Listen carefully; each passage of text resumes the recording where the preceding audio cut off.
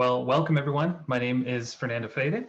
I'm a staff engineer here at Armory. We are one of the companies that is developing Spinnaker at the enterprise level.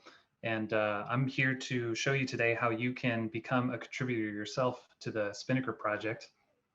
There are a number of different ways that you can develop against Spinnaker. So we're going to show you kind of the way that we do things here at Armory. And hopefully that helps accelerate your development workflow when you're working either on Spinnaker directly or adding functionality for your own organization. Now, I know it can appear challenging to develop against Spinnaker, but the goal of this workshop today is to demystify all of the moving components of Spinnaker so that you have the tools to implement whatever functionality you need or your organization needs. So we're going to cover a lot of material today, which is totally fine. If you walk away not understanding 100% of the material, that just means you're a human being. And you know, we have a list of notes that you can follow through after the workshop if you want to come back to anything afterwards. So we're going to go ahead and share all of those links in the chat. They should already be here. So that first link is going to be the workshop notes. That's going to follow all the that's going to go through all of the tasks that we're going to be going through today. And then a couple of links for some repositories that we're going to look at first. So I'm going to go ahead and move over to our window here. So this first link, the workshop notes, again, that just walks through everything that we're going to be working on today. Hopefully, as a prerequisite, you have some of these tools already installed. So today we're going to be using Intellij to modify some of the backend services, and we're going to be using VI to modify Deck, which is the front-end UI service. But you can choose whatever editor you want. This workshop notes just assumes for the whole time that you're going to be using Intellij. You also want to have JDK 11 on your machine, Yarn for building Deck and running the Deck project, kubectl for working with the Kubernetes cluster, and then Telepresence, which is a tool that you may not exactly be familiar with, but we'll show you how it works today. And then Spinnaker 122X. I know earlier this morning you might have seen a message from me that we released 123. So just to make sure that we don't run into any surprises, we'll stick with 122 for today. And if you find that 123 works for you after the workshop, then go ahead and continue using that so you can take advantage of all the goodies that we just released. Now, you don't have to do anything to have Spinnaker 122 in your cluster. We already have the Spinnaker operator running in the clusters. So you'll just have to create a config that you will then apply cluster. So with that in mind, I'm going to show you what we're going to have completed at the end of this workshop if all goes to plan. So I'm going to switch over here and I've got a local development environment. So what you're seeing here is the Spinnaker UI. So a lot of this, if you have taken a brief hiatus from Spinnaker, this might look a little bit different. What we've done here is we've actually redesigned the application overview, and this is a change that we've made this application overview page a little bit easier to do and make a little bit better use of screen real estate here. So what we're going to do is we're going to have an application.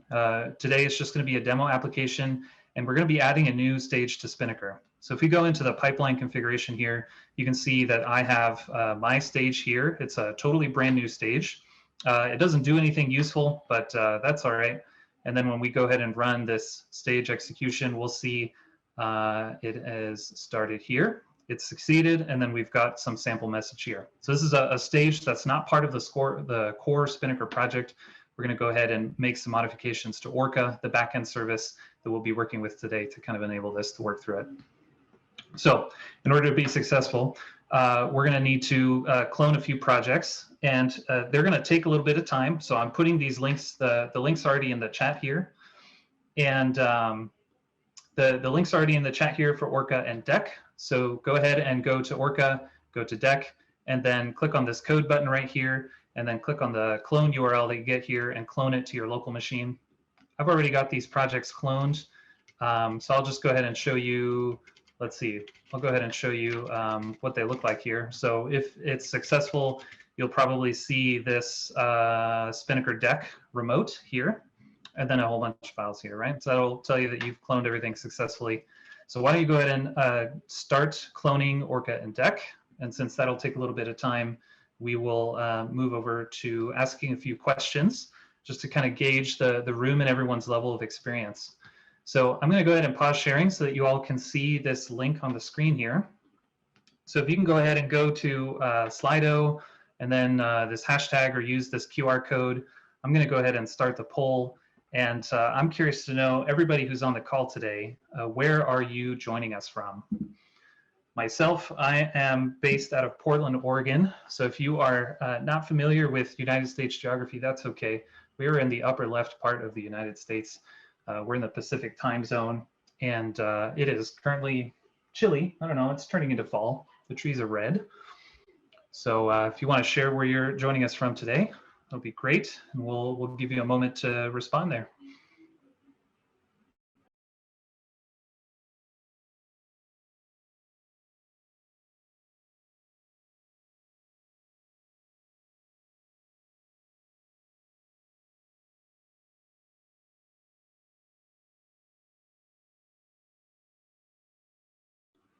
All right, so it looks like we have our first respondent. We have some folks joining us from Seattle. So that's not too far away from us, just a few hours north.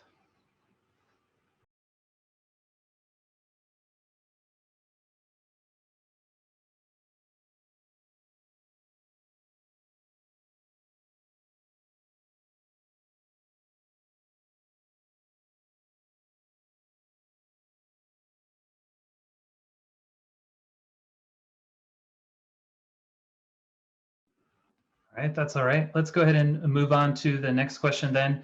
These questions are a little bit more important. These are going to help me gauge the content correctly for you all today and make sure that you get the most out of this session. So the next question that we have on the screen here is, how familiar are you with Spinnaker? You know it's a boat. That's technically correct, but we're going to be talking about the continuous delivery tool today. I've interacted with it as a user, maybe as a part of your organization, or if you've kind of messed around with it on your own. You've submitted a pull request or two, or you're a frequent contributor. And there are no wrong answers here. This is just to help me figure out what level of detail we want to talk about things today.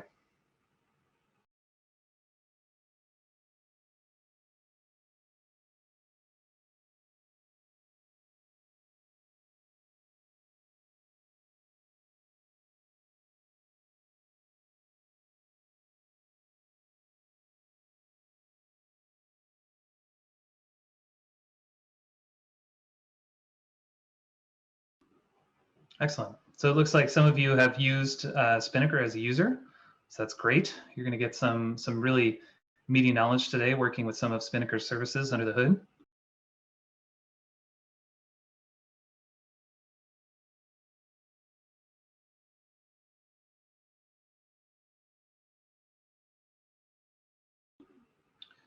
All right, and then the last question that we're going to ask today is, how familiar are you with Kubernetes?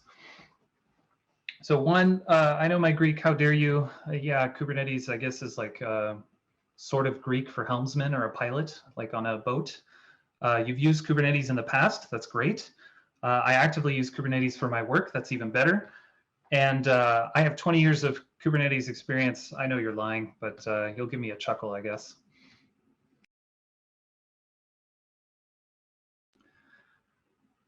All right, and it looks like some of you are actively using Kubernetes for your work, so that's great. We won't have to spend a ton of time talking about the Spinnaker operator then.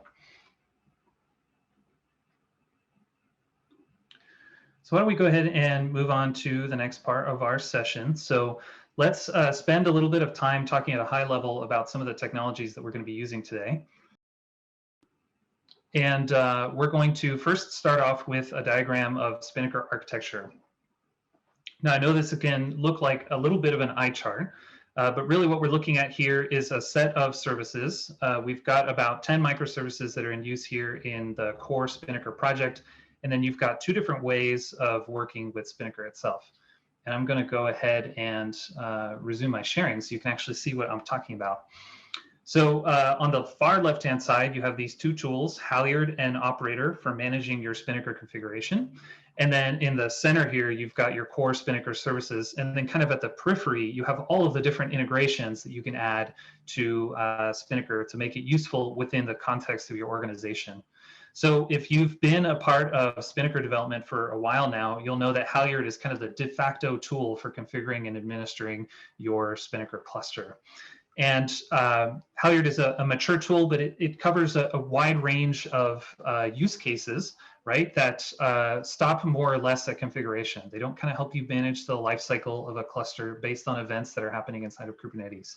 So for those of you that responded to using Kubernetes at your work, great. You are no doubt familiar with operator or the concept of operators. And so what we've done here at Armory is we've built open source Spinnaker operator and a proprietary operator that we will not be using today. We'll be sticking to the open source side of things that helps you manage the lifecycle of Spinnaker within your cluster. So it can do things like create configuration using Halyard under the hood at this time. And it can also modify pod settings. For example, you need to increase resource allocation for your cloud driver pod, or you need to expose your Spinnaker to the World Wide Web. You can use the operator to automatically identify some of those items so that you don't have to manually configure every little thing and understand how to configure Spinnaker down to the minutest detail. Now, if you're less familiar with Spinnaker, we're going to walk through some of these core services just at a very 9,000 foot view so that we kind of have a rough idea of what all these services are doing. So I'm going to go from the top left and I'm going to go each row left to right and then top down. So starting in the top left, we have Deck. Deck is the service that we're going to be using today to modify the user interface. And it's currently written in a mix of React and Angular 1. And otherwise is just like a regular TypeScript project. Then we have Gate. Gate is the front door for all API calls in the Spinnaker ecosystem. It's going to kind of sit at the edge. Deck is going to be talking to Gate. Other API callers are going to be talking to Gate, and then Gate will kind of forward everything else to you as your services within the cluster. Next, we have Igor. Igor is the service that is responsible for interfacing with CI systems and kind of ferrying build event notifications to Echo, or just kind of caching build results from your CI systems like Jenkins and Docker, and making sure that all that information is provided to other services within the system. Now in the second row on the far left, we have Kayenta. Kayenta is the automated canary analysis service for Spinnaker. So once you get into more advanced continuous delivery workflows, Kayenta is going to be the service that is going to help you analyze all of your data from Prometheus, from Datadog, from New Relic, from whatever metrics provider you want to bring to the table and integrate with Kayenta. And it'll kind of give you a common framework for building these automated canary use cases where you can determine whether your newly deployed service is healthy versus not. Now, next one over to your right is going to be the Orca service. So Orca is also one of the services that we're going to be working with today. And Orca is the orchestration layer for Spinnaker. So all tasks within the cluster are going to be managed and distributed using the Orca service. And so this is the service that we're going to be using to add a new task for our custom stage. And then we'll be modifying Deck to expose that stage in the UI. Then the next one that we have is Echo. Echo is kind of the event router for everything in the cluster. So it's going to interact with a lot of these systems to kind of distribute messages. If Igor is notified of a build finishing, it's going to send it to Echo, and then Echo is responsible for kind of shuttling that out to whatever service needs to consume that message or needs to know about it. And finally, last one in the second row, we have Fiat. Fiat is kind of the auth-in, auth-c service that you have in the cluster. So it's going to integrate with your SAML provider to provide authentication to the cluster, and then provide some auth-c mechanism for service-to-service calls. Then finally, on the last row, we have 3 left. I know there's a lot of services here.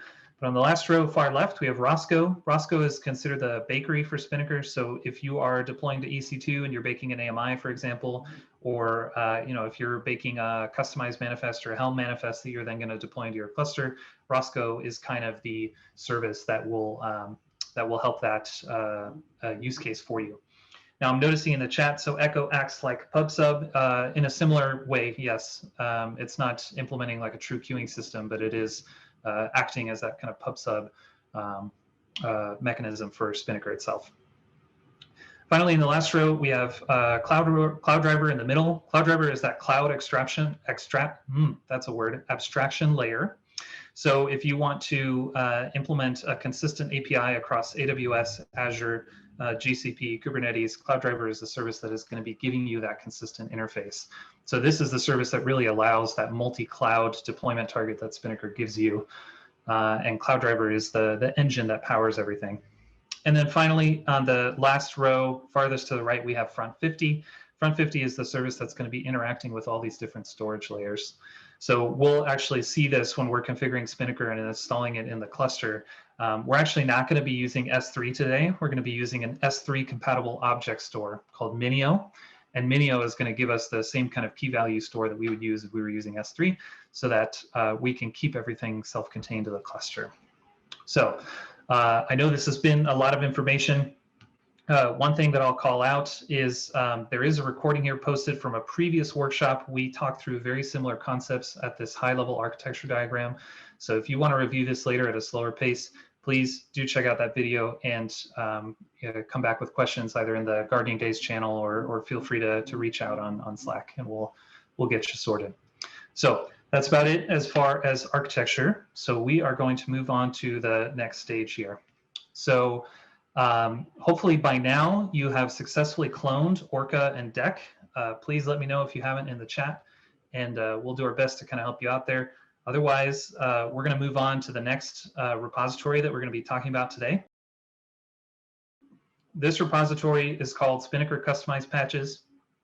This is a repository that we provide with a number of different recipes for getting started with using the Spinnaker operator. So this is going to talk about, at a high level, what this repository is providing for you and kind of how you can get it going. But really, all you need to know for right now is click on this big green button here that says use this template. Of course, it's going to ask me to authenticate with my single sign-on provider. Great. So then it's going to give me this option to create a new repository name. I'm going to call it 2020 Spinnaker Summit, which is a repository that I already have. So I'm just going to call this 2.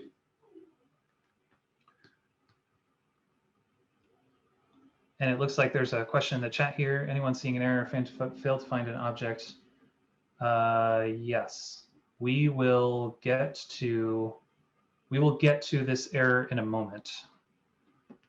So sit tight. We will get back to this error in just a moment. So once you've got this template repository here, I'm just going to create this repository just so that you can see this working end to end here. It'll generate a new repository. It'll probably take a few seconds for you. And then we're going to go ahead and clone this repository. So now that you've cloned it, you can see it's generated from this Spinnaker Customized Patches. Go ahead and click on that code button, just like we did for Orca and Deck, and then clone it to your local machine. So we're going to move over to the terminal here, and we're going to talk a little bit about how this project is laid out. So I'll make this slightly larger here, and we'll just talk about what we see here at the root level of the directory.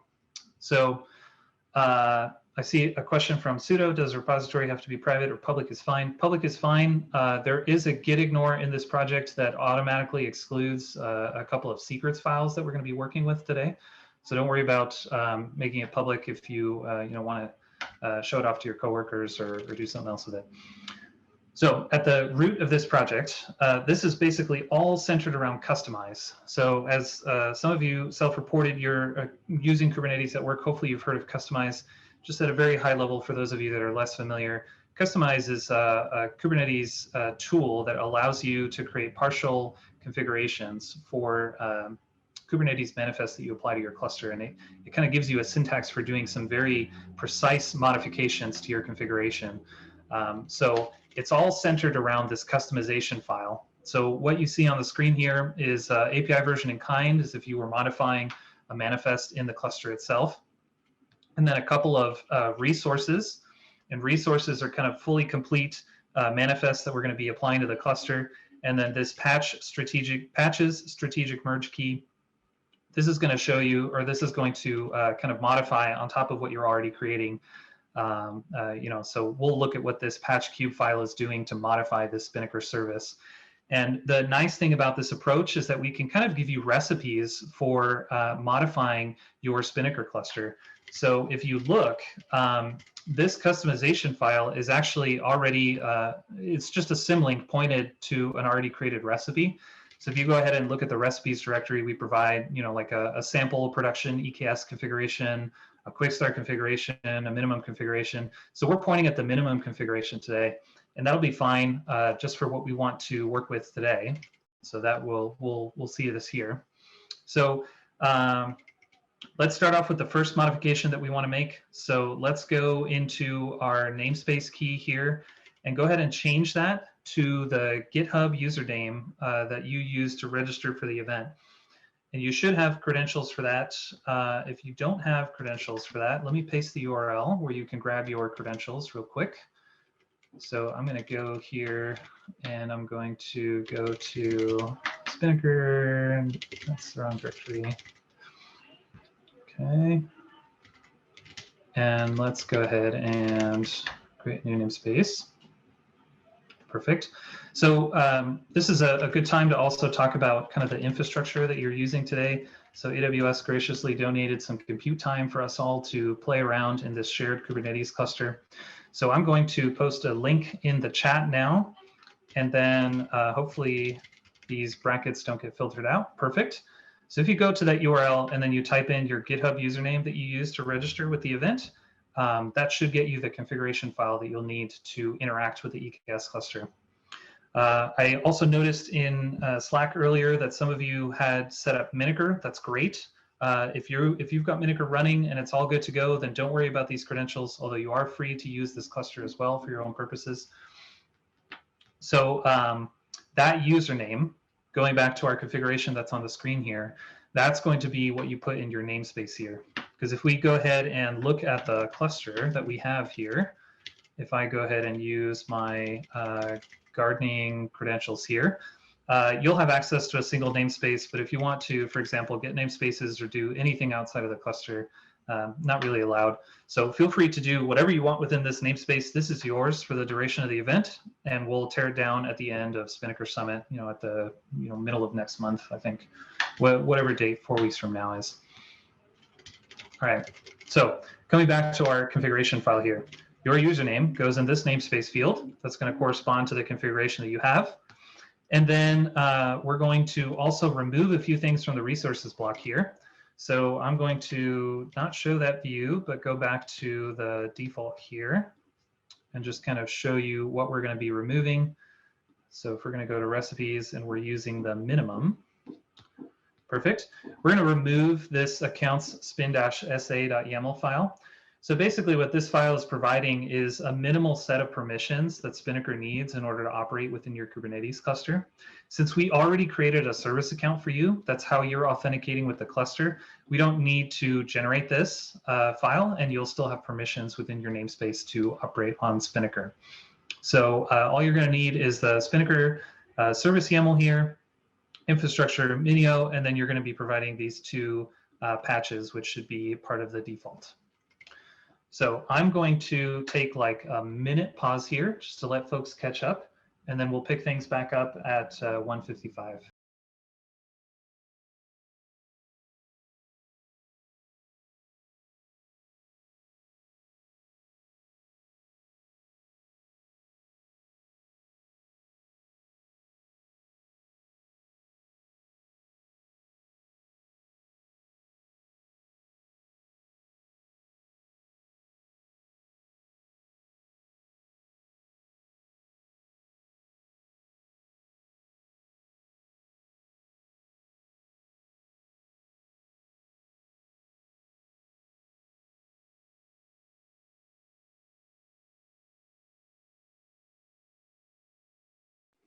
So Sudo has a question in the chat here. So the only change is to change the namespace for now. Yes, we're going to make a few more modifications before we deploy this to the cluster, but that's where we're taking a pause here.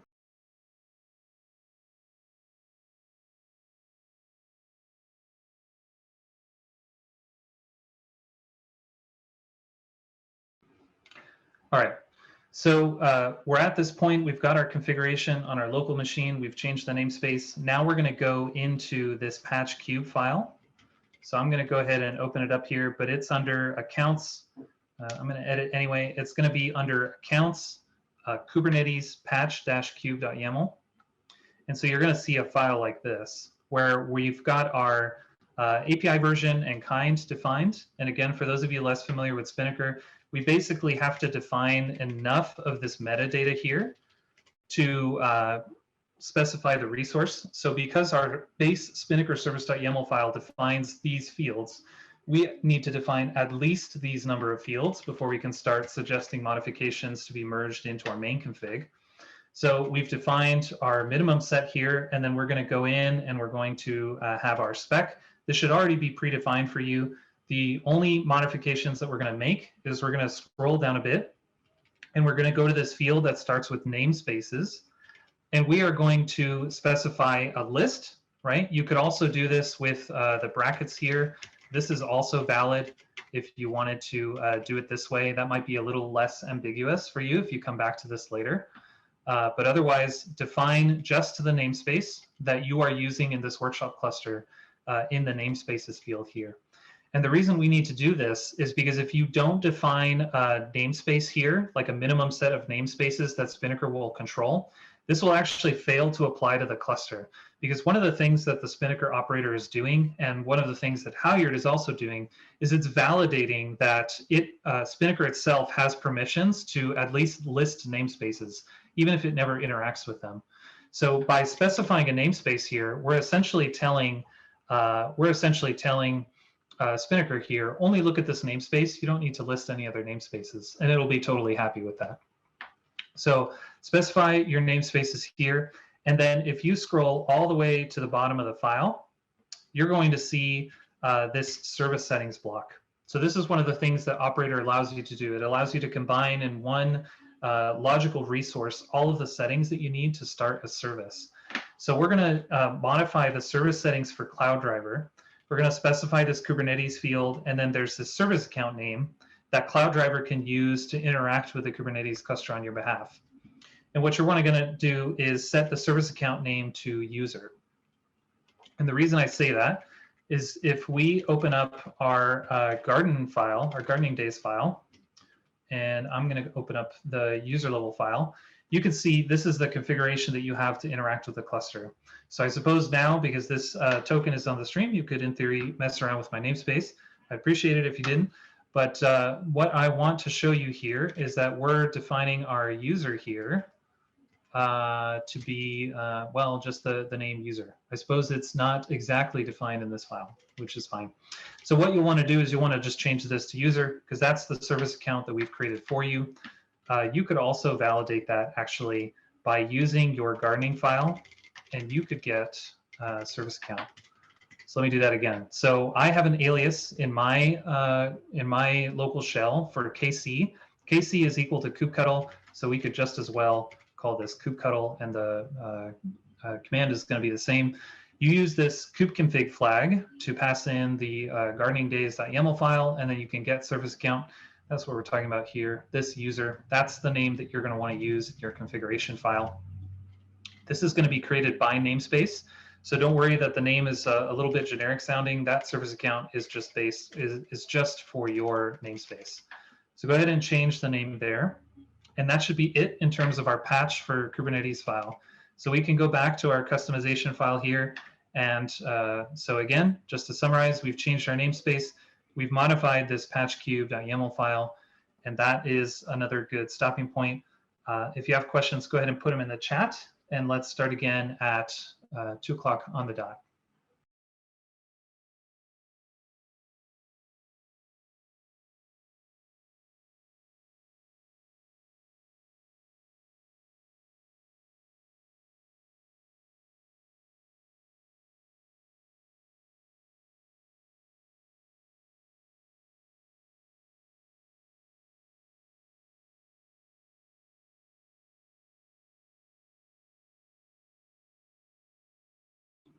All right, so let's move on to the next stage.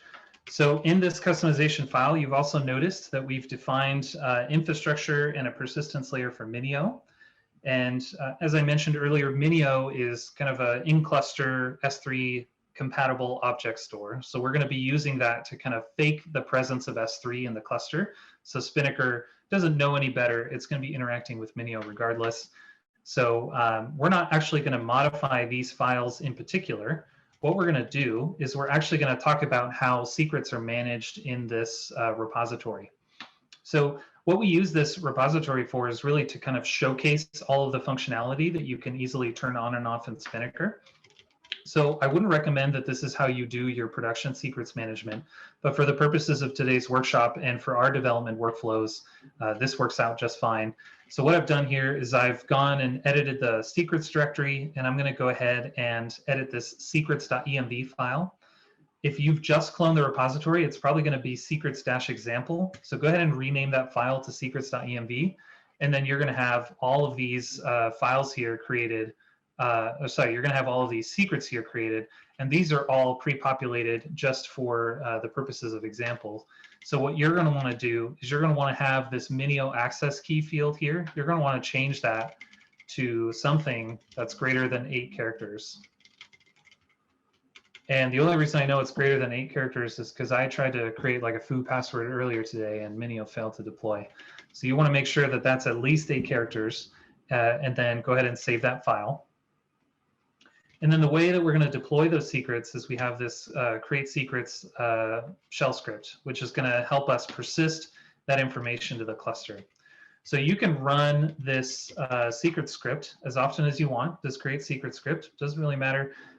Typically what you're going to want to do is make sure that either the gardening days YAML is your main configuration file, or you set the kubeconfig to gardening days.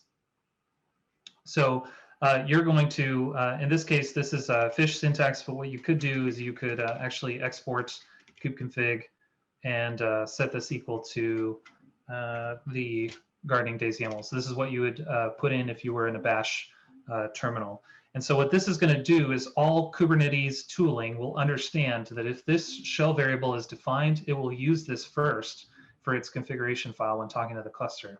And that way you don't have to specify the context all the time.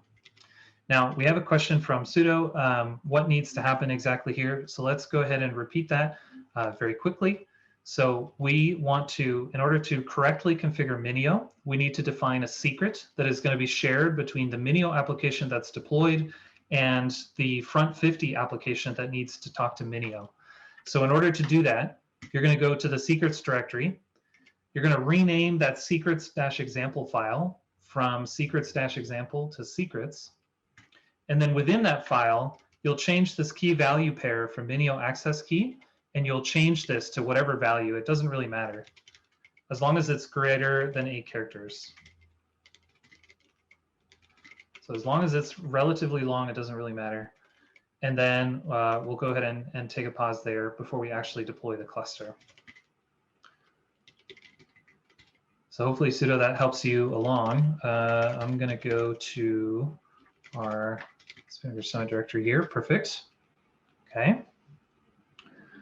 So hopefully at this point you have everything configured, and we're going to actually deploy this now to the cluster. So you could execute a number of different commands to kind of get this running in the cluster, but what we're going to be using today is a helper script in the cluster. So in the repository. So we have this deploy.sh file, and then we're going to specify a shell environment variable before we execute the script. So the script is assuming that it is using the Armory operator. And since we are at Spinnaker Summit, we're going to be choosing the open source flavor. So as long as you define this environment variable, what this script is going to do is it's going to go through and modify every single file in the repository so that it has a spinnaker.io namespace. So I'm not sure who this was. I think it was Drew. So Drew was seeing this error earlier where the kind was set to spinnaker.armory.io v1 alpha 2, and Customize didn't really know how to modify that. So let me show you a concrete example of what that looks like. So if we go open this spinnaker.service YAML file, at the top of the file here, you see this API version. If you had just cloned this project, it would have shown something like spinnaker.armory.io. So the two operators, they've actually namespaced the custom resource definition that they've defined in the cluster. So by using that helper shell script, you can actually automatically change all of this to the open source version, so you don't have to manually touch every file. And this brings us to an important point. The one thing we're going to do before we actually deploy the cluster is we're going to modify the Spinnaker service file that's in the root of the project. This is very important. And then we're just going to scroll down to the version here. And you probably have something like 2.21.0. This isn't an open source version of Spinnaker, so you're going to go ahead and modify that and change that to 122.2, which is the latest version in the 122 line. So as we mentioned earlier, you might have noticed that 123 was released earlier today. Just to make sure that we don't have any surprises in the workshop today, we're going to stick with the latest 122 release, since there are occasionally API changes that we need to account for when we go from version to version in Spinnaker. So make sure you've set this version. And then if you want, what you can do before deploying is you can do a customized build. And customized build is not going to apply anything to the cluster. It's essentially a dry run. And it's actually going to show you all of the configuration that we've put together in order to create this cluster. So you'll see a service created for Minio, a PVC for Minio so that it can actually store stuff with just like a very small storage set, a stateful set to make sure that we're running where we need to be. And then you'll notice here, let's see, we should see an example of some secrets being created. Perfect. So the reason that we've modified that secrets.env file is because we've actually supplied an encrypted secret here. So you can feel free to commit this to your repository, and you'll be rest assured that the secrets.env file will not be committed. And whenever you actually apply this, the operator is responsible for decrypting this access key and injecting it into the container before it's created. So if you're still seeing an error, Drew, that's usually a customized error that I'm seeing. Go ahead and try running this deploy script here. So again, spin_flavor equal to open source, and then just deploy. We'll go ahead and run this, and you'll see a few log messages. And it's complaining because I likely have not set my kube config like a good facilitator.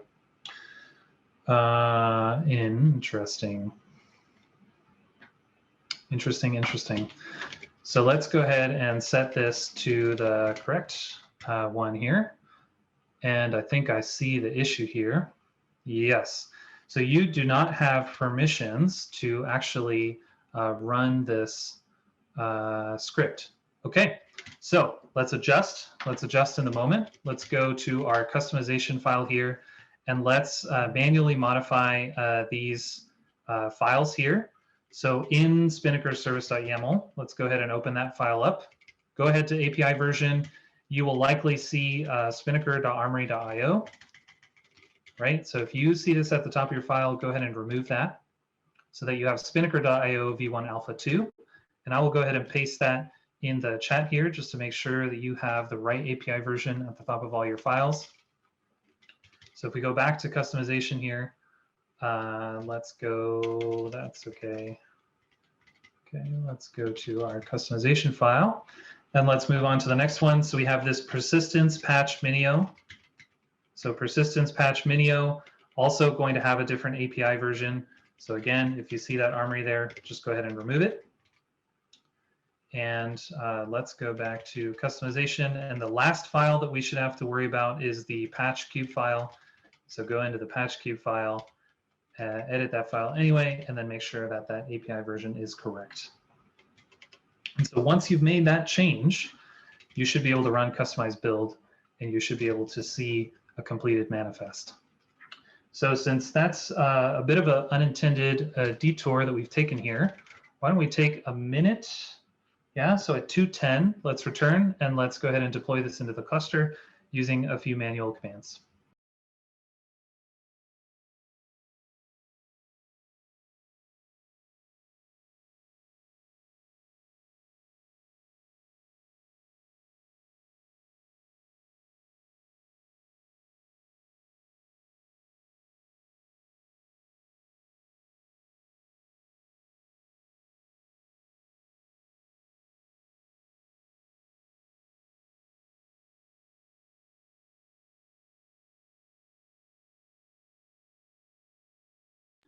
Yes, sudo. Go ahead and change all 4 files so that the API version matches the open source CRD version that we'll use today.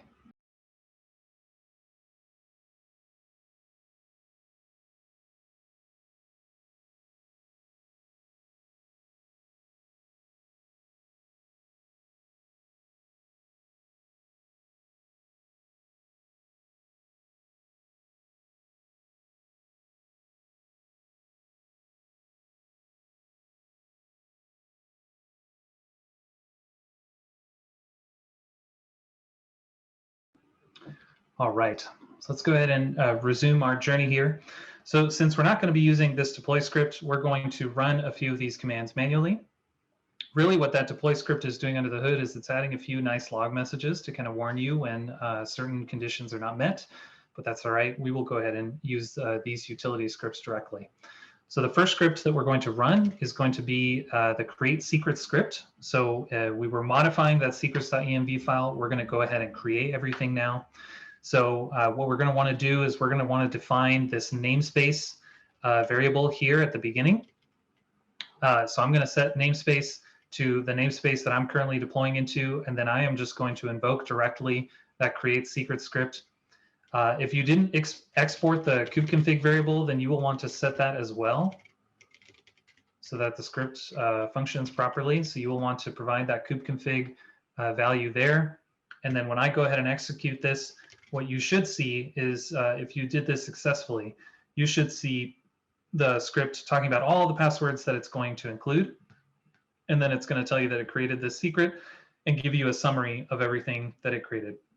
So what you can do to validate that your Minio access key was created successfully, 3 bytes is typically the empty version, the dummy version of the secret. So if you see a value greater than 3, then that likely means that your secret was created successfully. So for me, based on the length of the secret that I created, it came out to about 29 bytes. So yours might look a little bit different here. So once you have run this script successfully, you should be able to also validate that manually by going into the cluster. So you can get secrets. And you should see this spin secret created here.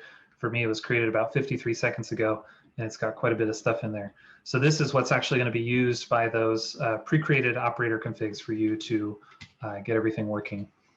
So once we've done that, we're going to go ahead and we're going to apply this customization ourselves. So I've been talking about using customized build here, but if you don't have the customize tool installed, we're going to show you a different way of getting this installed in the cluster. So kubectl actually creates, actually bundles a version of customize whenever you install the tool. So the way that you would invoke this tool is kubectl apply. You're typically used to passing in F for like a file. So, if we just tried to apply Spinnaker Service.yaml, we would get an error from the operator because we don't have a complete manifest here. So what we're going to do instead is we're going to pass the -k option, and we're going to provide dot, and that's going to be for the current directory.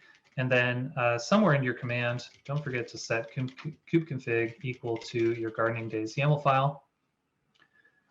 And you should be able to run this directly. And so you can see that, at least for me, I haven't modified anything in my cluster. So these 4 resources have remained unchanged. But for you, you will likely see created or configured if you were trying to run this command already. And then you should be able to run either a kubectl command directly, where you just get pods within the namespace, or if you have this watch tool installed, you can go ahead and pass it into watch, and then we'll see all of this stuff is running in here. So this is using a different YAML. So we can go ahead and run this and make sure that this is part of my namespace. And there we go. There is our cluster here with Minio running and all of our services configured here. And I see a couple of notes from sudo here. That first kubeconfig, yeah, those export commands are correct. Yes, so thank you for doing that. So now we're going to wait maybe like 2 minutes here. Make sure you post any questions in the chat, and then once you've got your Spinnaker cluster installed and up and running and successfully able to mess around with stuff, we'll show you how to interact with the cluster using kubectl to port forward to your local machine, and then we'll actually start getting into some code.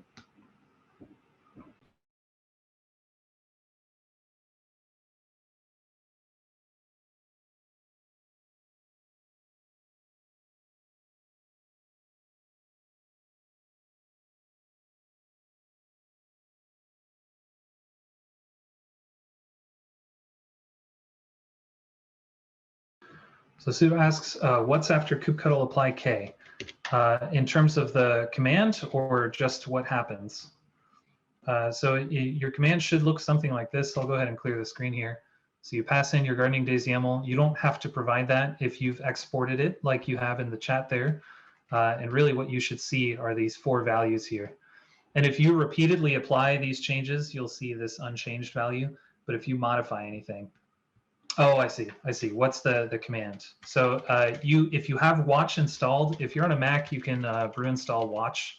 And watch is kind of a nifty tool that just automatically refreshes like every 2 seconds the command that you pass in. And you're getting an error. So why don't you explain to me a little bit about the error that you're seeing?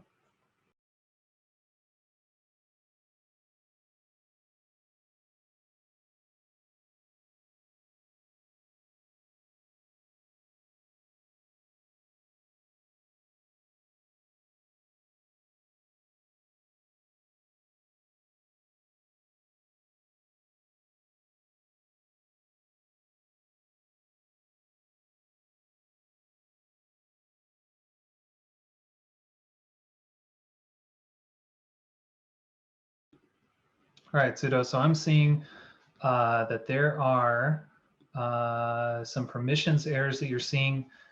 Chances are that is because you're trying to create a service account and a cluster role that you might not have access to. So in this resources block, there was probably a reference to accounts, Kubernetes, spin.sa.yaml. You want to make sure that this is either commented out or completely removed. Because you won't have access to create cluster roles in this cluster, unfortunately. So just make sure that that's not provided here, and you should not be creating that resource anymore. If it's still complaining, what you could do is you could run delete-k dot, and that will actually just remove everything.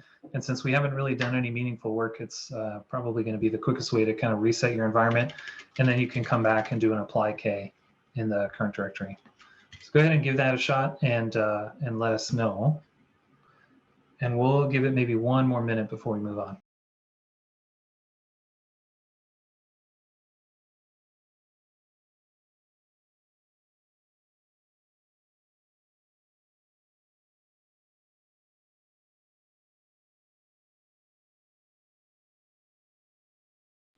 All right, sounds like we have resolved the issues. That's great. All right, so let's move on to the next step. So at this point, we should see a successfully running cluster. Hopefully this has been enough time for all of these services to get started. One potential thing that you might see is that the status might show as pending for some of your pods. That is somewhat expected, right? So the more people we have operating on this cluster, the more resources we're going to be requesting. For those of you familiar with EKS, we do have worker node auto-scaling set up in the cluster here. So it will end up scaling up, but it might just take a few minutes before nodes are added to the cluster. So just go ahead and wait a little bit, and you should see everything up and running eventually. So I'm going to go ahead and get out of here. We have a question here. The command after customize.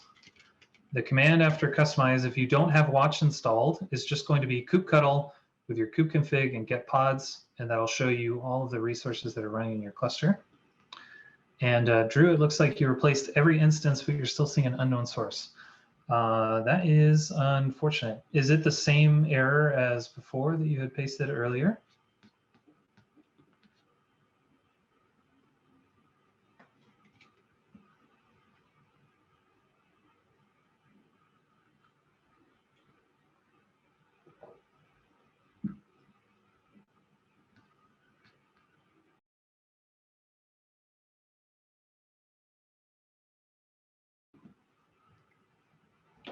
It is the same error. All right. Try this part of the setup. It would be helpful if you can post the error message.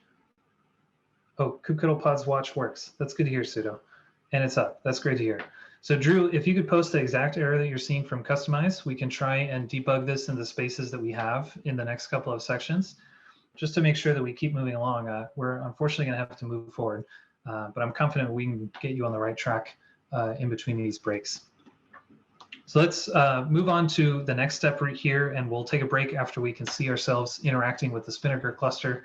So the next thing that we're going to want to do, now that you have a successful cluster stood up, is you're going to want to port forward a few services to your local machine.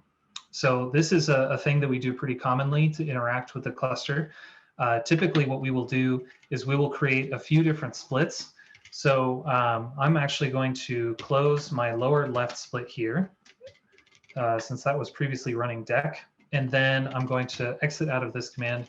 So I'll make these a little bit larger so that we can actually see the command that we're running. I'm going to make this kubectl again. So kubectl has the ability to port forward things to your local machine.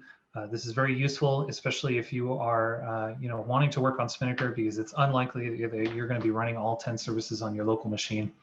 So we're going to use this kubectl command here, again, passing in our config file. We're going to use the port forward verb and then the service spingate noun.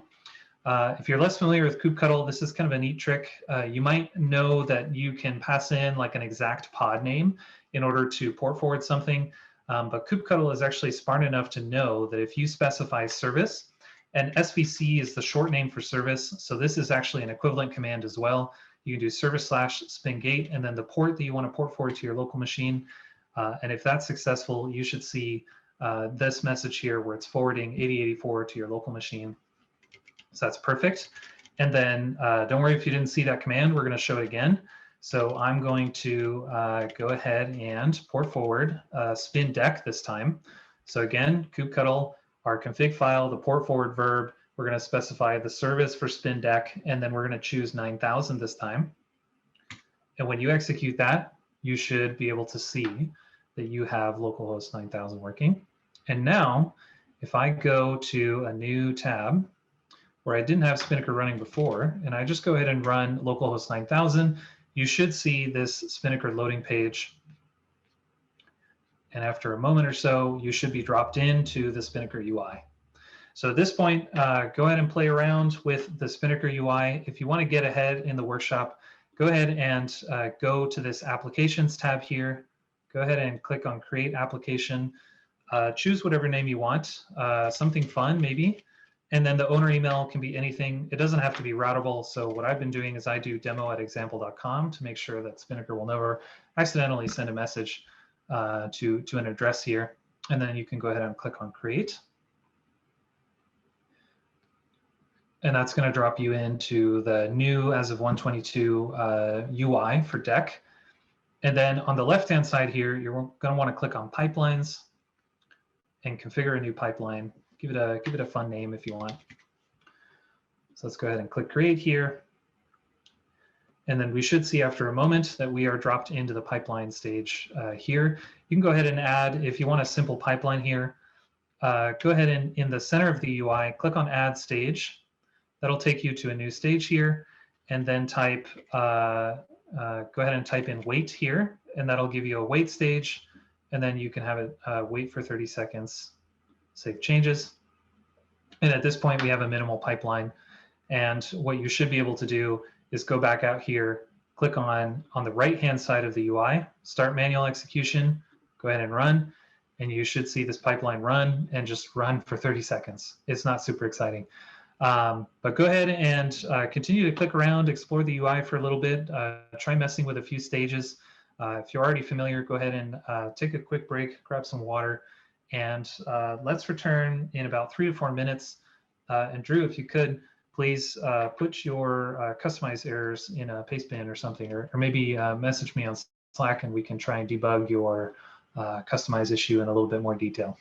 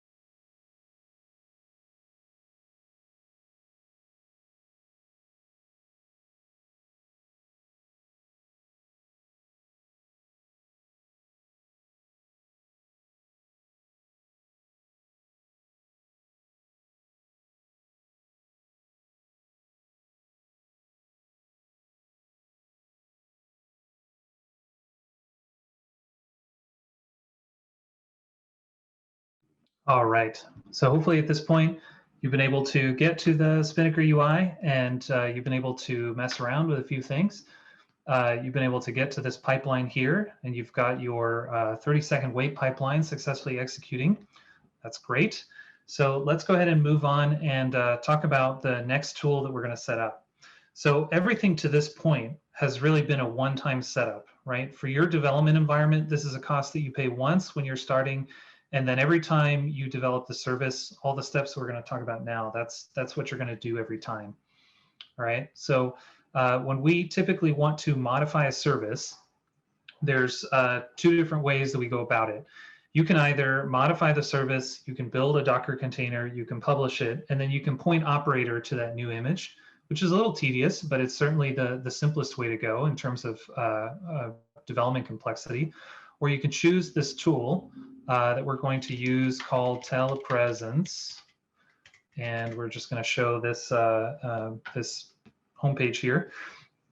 And what Telepresence does is it creates a bidirectional proxy for you to interact with services and then also have the services within a cluster interact with you. So this is actually a really neat piece of technology, because what it allows you to do is it allows you to run a service locally on your machine and pretend as if it was running inside of the cluster. So when we go ahead and look at this diagram here, we can actually see all of the different services that we have to interact with. And you can see all of the arrows pointing into Orca, right? Orca needs to interact with a number of different services. So typically, if you needed to make a modification to Orca and see that reflected in your Spinnaker cluster, you would again have to build an image, or you would have to modify some configuration on the pod itself and restart the service, which is typically not what you want to be doing. So let's go ahead and use this Telepresence tool. Hopefully you have installed it already. If not, I believe we have instructions here in the contributors workshop for installing Telepresence. Here in this installation software, you can see Telepresence. So if you have Homebrew installed on a Mac, you can go ahead and brewcask install OSX Fuse, and then brew install DataWire Blackbird Telepresence. One thing to note about Telepresence and OSX Fuse is that if you have not used OSX Fuse before, you will probably see some errors on newer versions of Mac OS. This is because OSX Fuse needs elevated privileges to create what is essentially a virtual file system on your machine. So what Telepresence is going to do is it's actually going to mirror the entire file system from the pod onto your local file system using this OSX Fuse tool. It's very neat, and unfortunately we just don't have a ton of time to talk about it in detail today. But we're going to use Telepresence here to actually swap the development of the Orca pod that we have in the cluster with what we have in our local machine. So what you're going to want to do, I will go ahead and make this a little bit larger. Sudo, it's great to see. You can see the application and you have everything installed. That's excellent. So we're going to specify kubeconfig here. If you've exported it, great, no need to worry about it. We're going to call Telepresence. In this case, we have to specify namespace.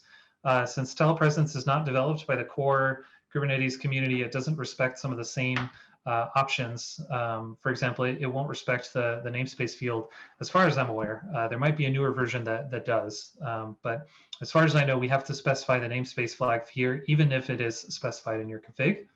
We're going to want to swap deployment, and then we're going to specify the deployment that we want to swap.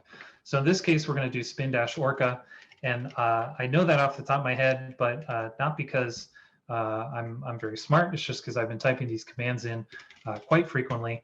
If you want to understand what deployments you can swap, you can run this kubectl command and get deployments, and it's going to show you all of the different deployments that you can swap in your cluster. So today, because we're going to be working with Orca, we're going to want to go ahead and swap the Orca pod. So going back to our command here, we're going to swap deployment for spin-orca. And then we're going to pass in this --m file. And let's see, if I make it smaller, I can get it on one line. Perfect. So .m file, and then we're going to call it .m telepresence. And what this is going to do is it's actually going to mirror all of the environment variables that are defined inside of the pod into this .m telepresence file. So I'm going to go ahead and make it a little bit larger, and I'm going to go ahead and run. It's going to ask you for your password. You might see a few error messages. That's all right. As long as they're just warnings, that's fine. One thing I will call out is that Telepresence doesn't play very well with VPN proxy. So if you are using your work laptop and you use a VPN to connect to your company's resources, you might run into issues here. It's not always a sure way. It's not always a sure thing, but sometimes it happens.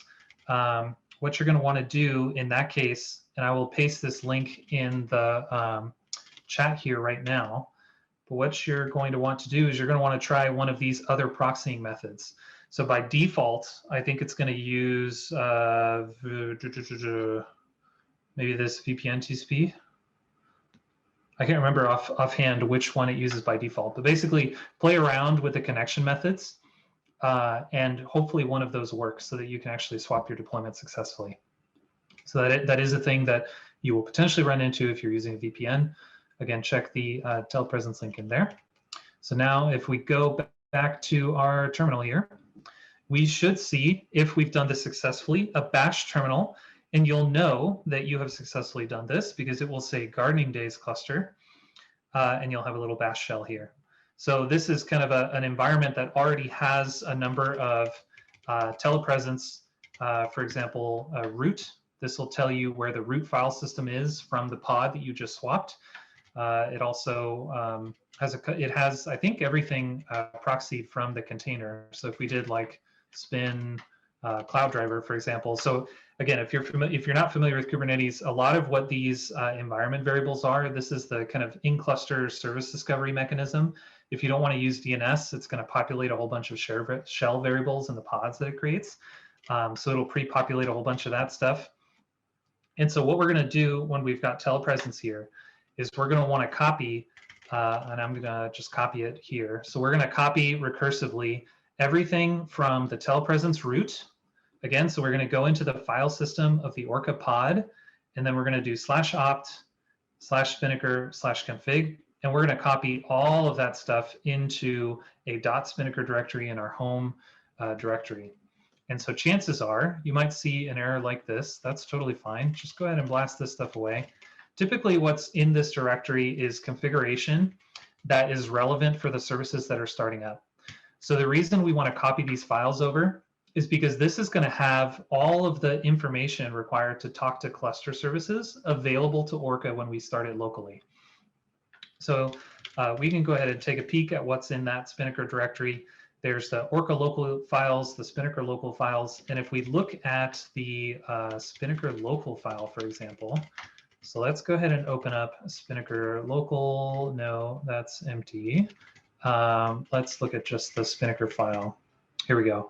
So when you open up the Spinnaker file, you'll notice that this actually has pre-populated all of the DNS entries for the services in cluster, right? This is not pointing at something locally. And so this is the other neat thing about telepresence, or kind of scary thing, depending on how much tinfoil you want to put on your head. But telepresence is actually going to hijack your DNS so that it can actually resolve stuff that's in cluster. So for example, when I ping spin Orca, right, this is actually going to make a query to a resource that's inside of my cluster. And it's not going to resolve. So again, that might be why the VPN approach is a little more fraught with peril. So this has been a lot of information that we have covered so far. So let's go ahead and take maybe a 2-minute break here. Go ahead and again, post your questions in the Spinnaker Summit chat. And I'm going to go ahead, Drew, and check in with you again and make sure that you have what you need.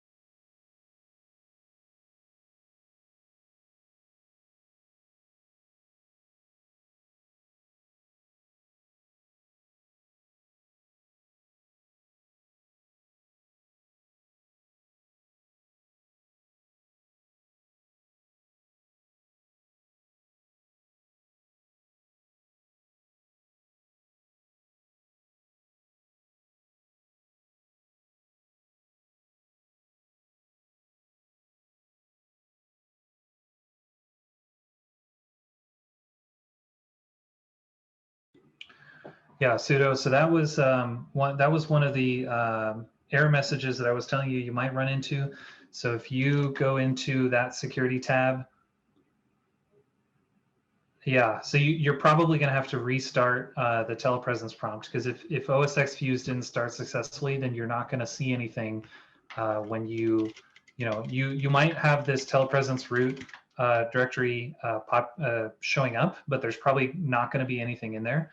So go ahead and go to that security and privacy tab and make sure that OSX views has the permissions it needs to run, and then restart telepresence. And then what you should see, if you go ahead and just kind of list what's in there, you should see the file system for the container that was running.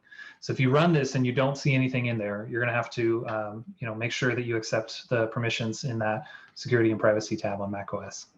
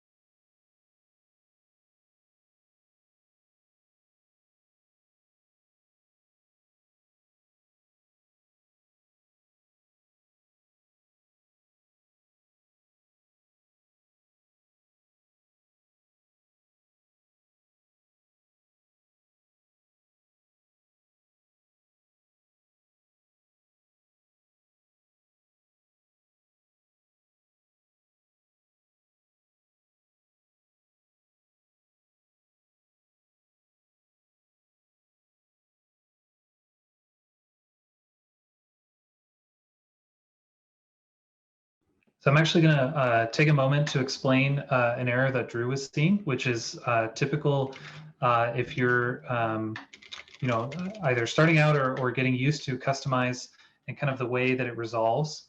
Drew, it should not have the namespace there. The namespace will be provided by Customize.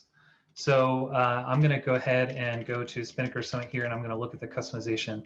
So what's actually happening here when we define namespace is Customize is going to apply namespace to all of the different resources that you create, which is why when you look at the like patch kubeconfig file, for example, and again, we're going to edit only, which is why when we look at the metadata here, we don't have to provide the namespace.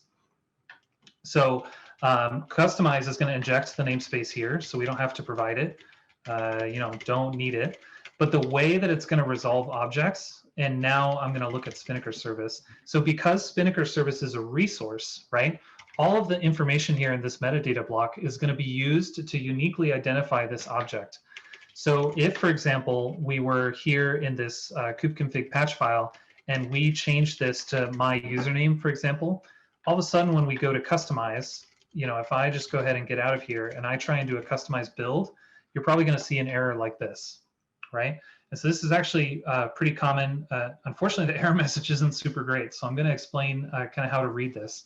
So you're going to have the kind here. So this is the the version of the object that we're creating.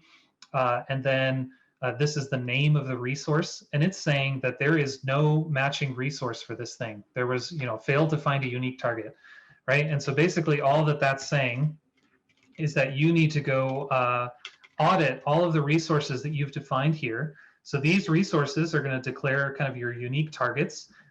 And then these patches, they have to associate with a unique target that you have. So now if we go back to patch cube and we change this back to Spinnaker and we go ahead and run customize build, all of a sudden now we've got our configuration building, because all of this stuff is kind of associated together now.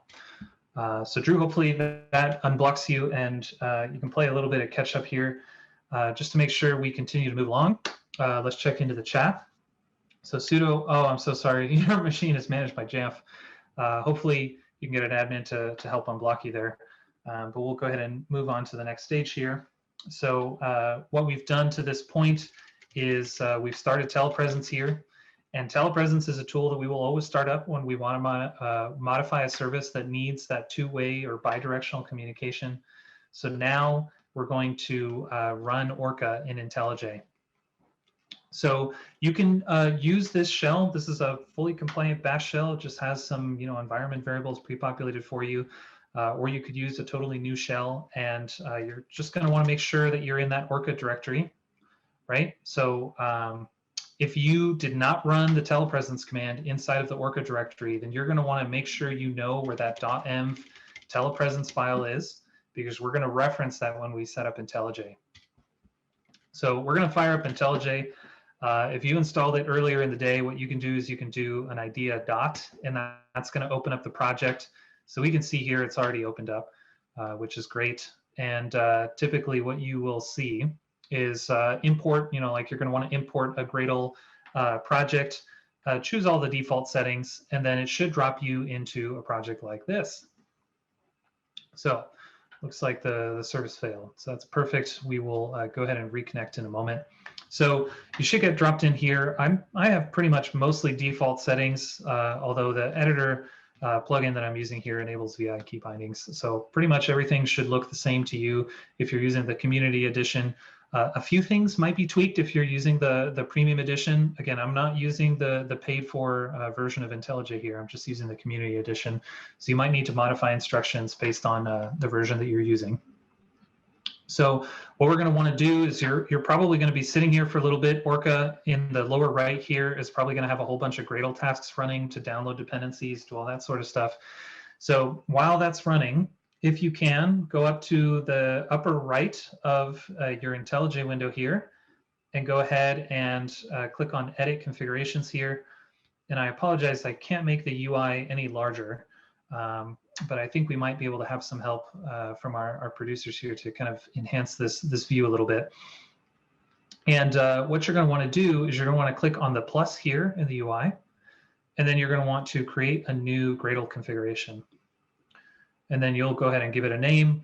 I call it run, I suppose. And then here in the Gradle project section, you're going to want to choose the task that we're going to use to run the project. Most of the JVM services in Spinnaker are going to define a like service name -web target. And so what you want to do is you want to look for that target somewhere in this list. Let's see if we type it in. Look at that. That's very nice. So we can go ahead and click Orca Web. And so Orca Web is just kind of like the main entry point for starting the API server. So we'll go ahead and choose that as our project to run. And then let's see, what other configuration objects do we want? We want to choose the run task. So you've got Orca Web set up here. You've got tasks set up here. And then if you were able to set up the Intellij IDE before we started this workshop, you should also see a tab here called env file.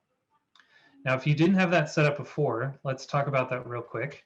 So if you hit Command comma on your keyboard, or if you're on Windows, I believe it's like Control-Shift comma or something like that, or you can just go up to the top left here and click on Preferences. All those roads will lead to the plugin page of Roam. You can go ahead to plugins here in this left-hand dropdown, and you can go ahead and click, type in mfile, and that should populate the plugin here. It is a free plugin. It's available for community and paid editions. You can go ahead and install it, and then you will probably have to restart your IDE. So once you have that plugin, you'll be able to come back to this configuration here, and you'll be able to click on mfile. An mfile, you're probably going to have to enable it. So go ahead and click on enable. And then you're going to create an entry here for the .env telepresence file that you created.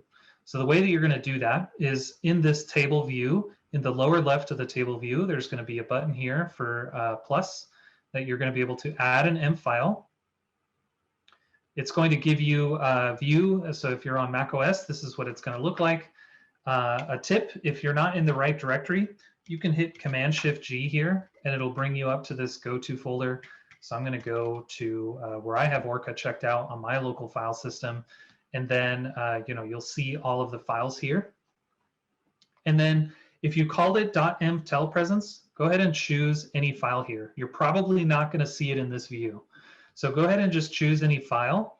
And then once you're in this view, you can go ahead and double click inside, and then you can call it .env telepresence. And that's how you get the telepresence set up here. And so This IntelliJ setup is a one-time deal as well. You won't have to set this up all the time.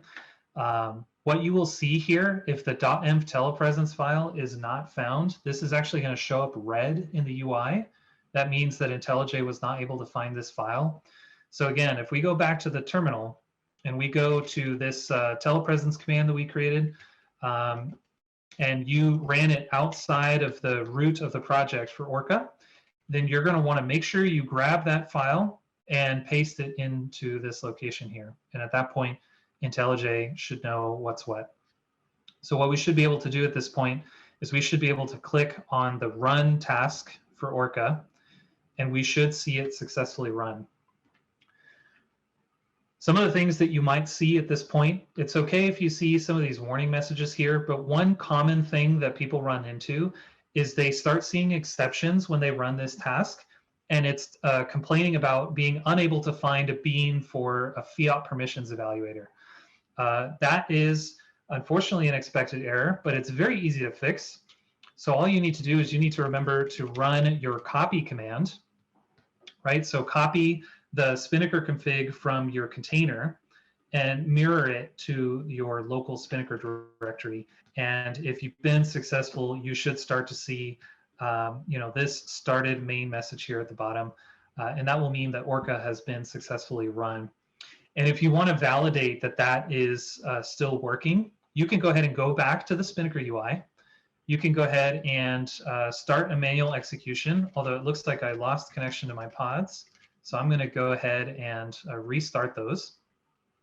And again, I'm not a magician, but I look in the top left of the UI here, and if you see this little application dialog, you can hover over it.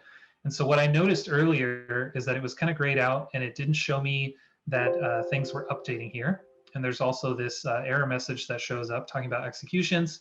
And when you hover over it, it'll tell you when it was last refreshed. So that'll kind of give you an indication in the UI whether you've got everything hooked up successfully as far as your port forwards go. So now to test that gate is still working, we should be able to still see this application running. This pipeline running. And we can see, because this is still running, we can go to task status and we can see wait still running. So that tells me that Orca is still running successfully based on our swapped pod. And we can go to IntelliJ here and we can see a whole bunch of request responses. This exception is likely, complaining about a pipeline that doesn't seem to be found. That's okay. But we are receiving traffic from other services within the cluster.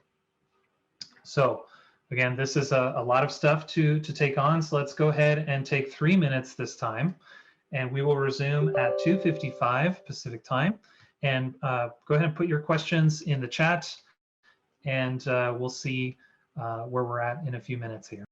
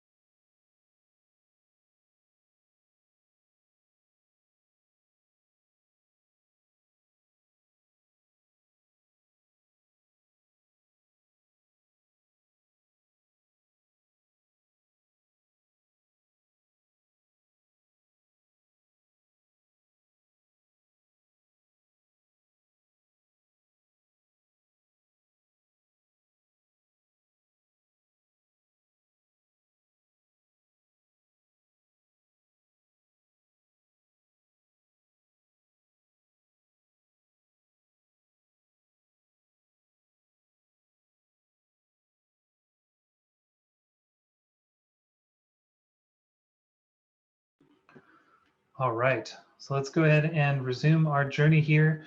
So just taking a quick look at the time, we have about 35 minutes left. So I imagine what we're going to be able to do is discuss in detail some of the changes that we'll need to make to Orca, but we're probably going to have to gloss over some of the details for modifying the deck UI.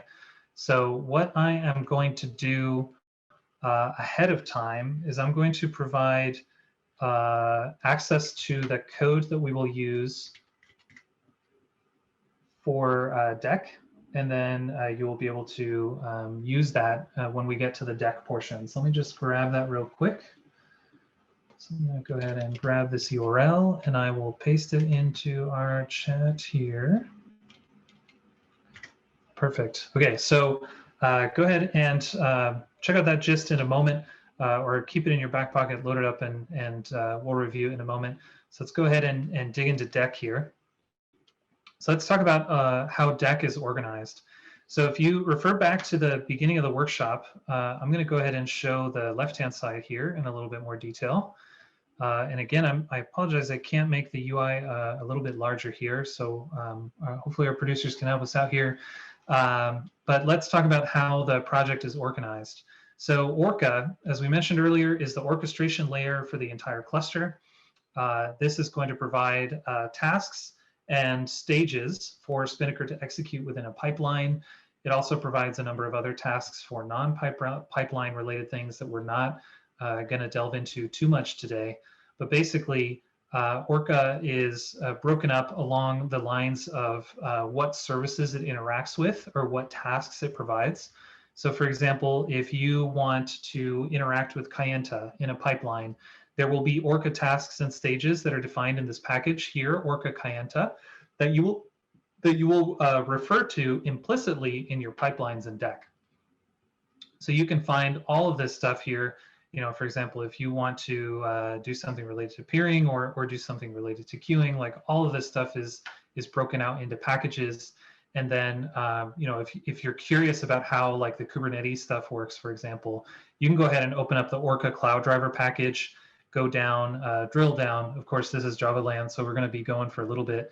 And you can see in pipeline, let's say artifacts, for example. If you want to run the find artifact from execution stage in a Kubernetes pipeline, this is the way that you would do it. And so let's just use this as an example to talk about how we would, or kind of the anatomy of a stage. So a stage is essentially defined using the stage definition builder class. And really the only thing you have to provide as a developer looking to add new stages is to define this task graph method. So a stage can be composed of many different tasks, and they don't all have to complete at the same time. They don't all have to execute in a linear path. So that's why we call it a task graph, because you can kind of build up a graph of operations that you want to take within Spinnaker, or even without Spinnaker, and await their completion. And Orca kind of provides this mechanism for monitoring the progress of tasks. So, you know, if you want to go check, you know, I don't know, a stock ticker or something, you know, if you want to stop a deployment if the stock ticker is going down more than 10%, then, you know, that's something that you can do as a stage, right? And you can prevent Spinnaker from deploying a bad version of your service if you notice the stock ticker going down. I'd be curious if somebody builds that to let us know how that works and if that's a reliable indicator or not.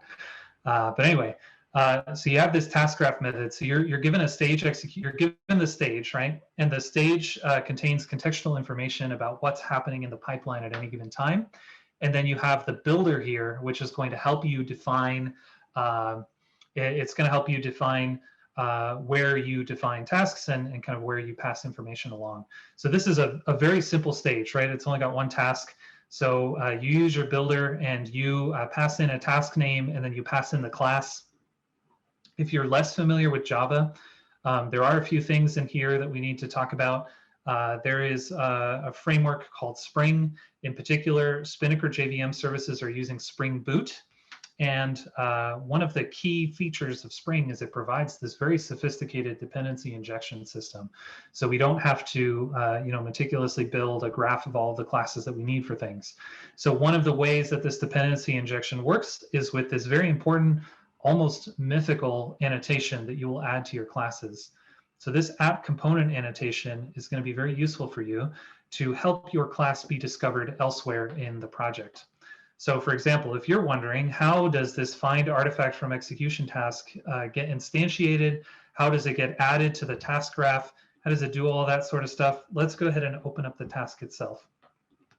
So to answer the first question of how that component, how this class gets discovered here for this builder, well, again, it comes back to this component annotation, which is going to register this class with the framework and allow it to be instantiated.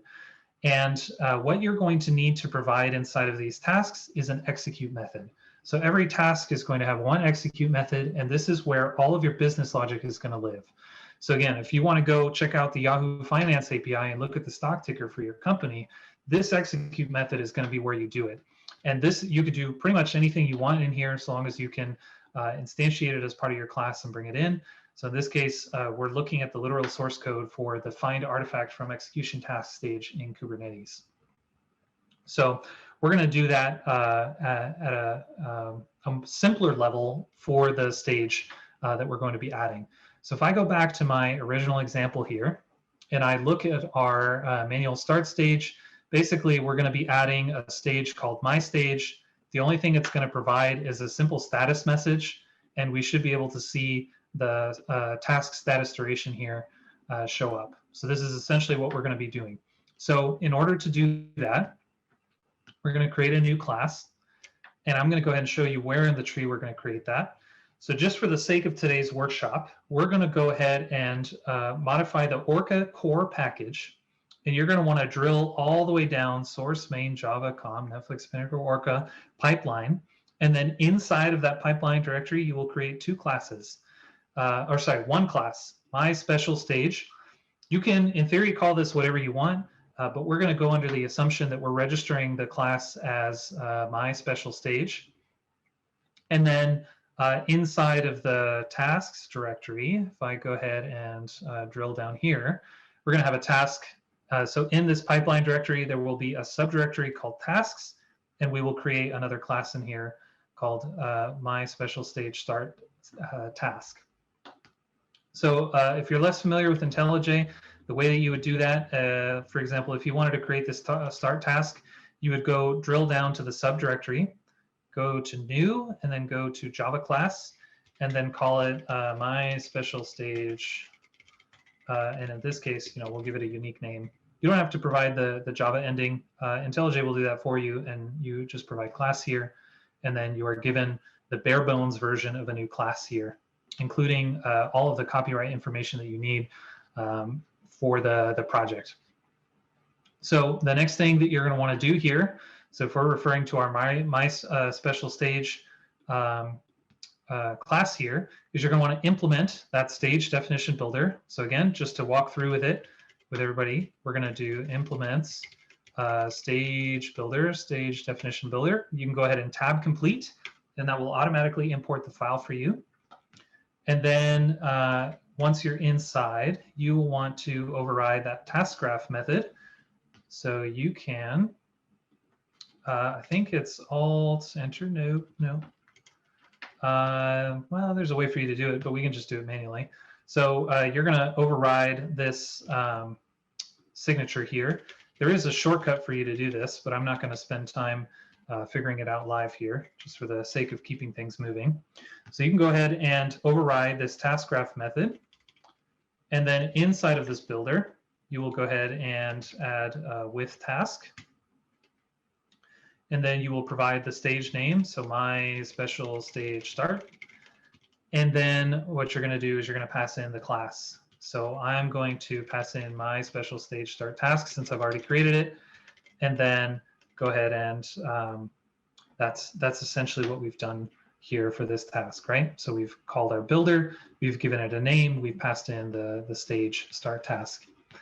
So if you haven't created the task class yet, that's okay. I didn't explicitly tell you to. So let's go ahead and look at the anatomy of this task here. So again, we've defined our special start task. We've defined our execute method, and we're not going to do anything special here. We're just going to immediately return a result. And this task result helper or Fluent API is going to give you a number of different options to configure the response that you send back to any service that's consuming messages from Orca.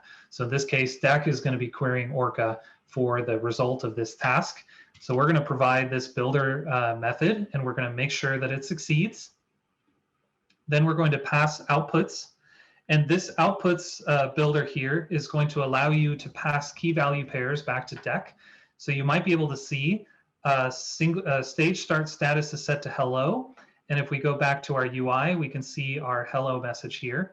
So we'll see towards the end of this workshop in about 20 minutes here what it looks like for us to pull information out of the Orca task outputs, and then go ahead and call our builder here, our build method, and that will return a task result to the parent stage. Now, again, if you're like me and you frequently forget things, you will have probably forgotten to add the component annotation to this class.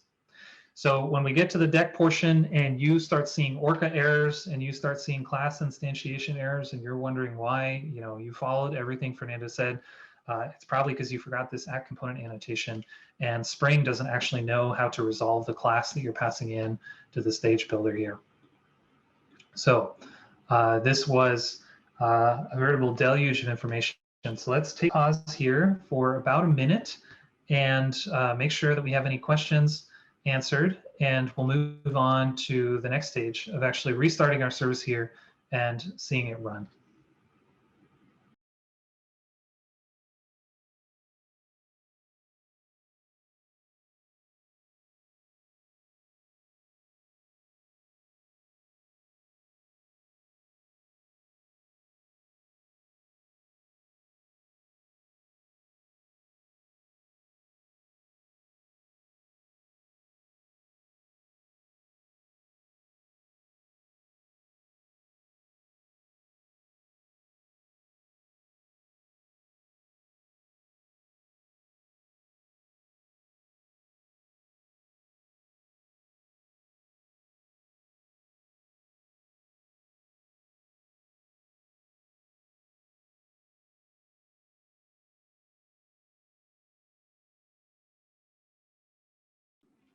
All right, let's go ahead and continue on checking into the chat too. I'm very glad that you're enjoying the workshop and you're learning a lot. Hopefully that's the same for the rest of you as well. So let's go ahead and restart our service here. So we didn't actually make any code changes. So this service doesn't need to be restarted, but maybe it would be instructive if we showed what the error would look like if we didn't have this component annotation. So I'm going to go ahead and remove the annotation on the stage itself, and I'm going to restart the service. So let's go ahead and restart the service here, and then everything should be set up on the DEC side. I'm going to cheat a little bit here, and I'm going to start my local DEC service with these changes already made, and I'll just kind of show you what the error looks like on the UI side. So you're not necessarily going to see an error when the service is starting up, but it's possible we might.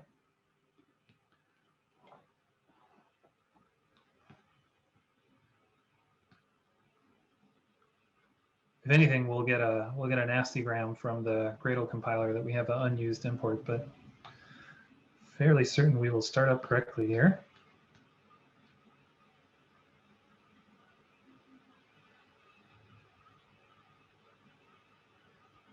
Okay, just seeing a few warnings, that's all right. And this compilation process is going to take more or less time depending on how many resources you have available on your computer to throw at this thing. This is, again, another reason why we don't run all of these services locally in a typical scenario, because they are fairly resource intensive. All right, so it looks like we managed to start the service successfully, which is more or less what I figured would happen. So that's good to know. So our service has started. It's responding to requests.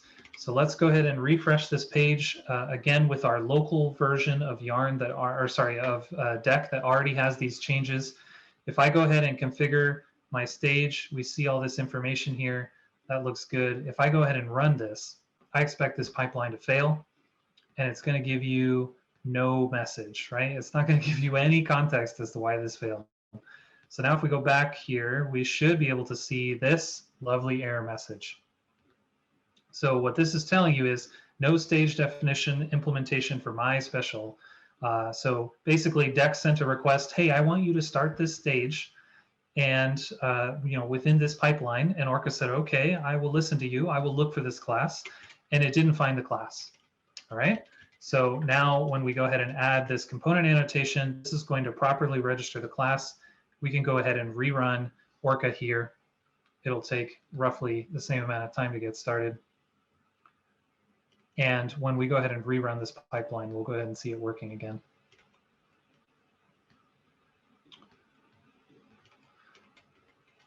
So while this is compiling and while this is getting ready to run, I'm going to shift focus. So we're going to leave the JVM world. We're going to stop talking about Java for a moment, and we're going to start talking about Deck. So Deck is this lovely UI that we've been using for the duration of this workshop. It is architected a little bit differently. Basically, as I mentioned at the very, very beginning, almost feels like a year ago now at this point, right? This project is architected in a mix of React and Angular 1. And I use 1 very intentionally. It's not the latest version of Angular. So Spinnaker is a fairly mature project. Again, it's been in development for quite some time. So Angular 1 was kind of the du jour framework. And as time has gone on, the community has decided that React is the better framework to go forward with. So rather than doing a complete rewrite of Deck, everything's been moving in stages, right? So as people work on these projects, or as people add new functionality to Deck, they're doing so in React. And a few folks, bless their souls, they are migrating all of this Angular code over to React as they have the time and bandwidth. So it's possible that depending on the part of the code base that you're working on, and depending on the kind of feature that you're trying to work with or modify or add, you might run into some of this Angular code.